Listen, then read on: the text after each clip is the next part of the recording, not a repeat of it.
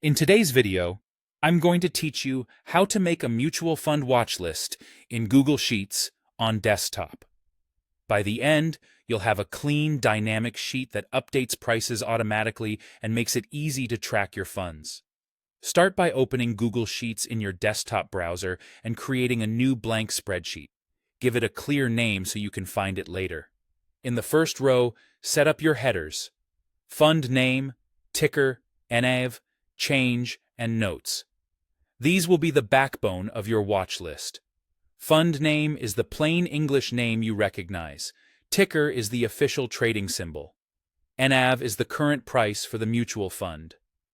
Change shows how it's moving today. Notes is your space for reminders, goals, or strategy comments. Enter your mutual funds, one per row. In fund name, type the fund's name. In ticker, use the fund's symbol. For many U.S. mutual funds, the Google Finance function expects the MUTF prefix before the ticker. For example, if your ticker is VTSX, the function will use MUTF VTSX. If you're unsure, a quick check on Google Finance can confirm the right format. Not every fund worldwide is supported, so don't worry if a few return errors. You can always fill those values manually and use the notes column to mark them. Now, let's pull live data.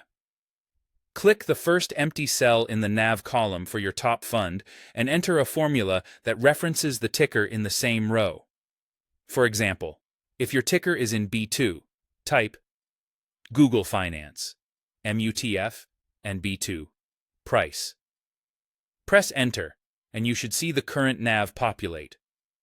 If your ticker cell already includes the MUTF prefix, you can simply reference B2 without concatenating it. Copy the formula down the column to fill NAV for all your funds.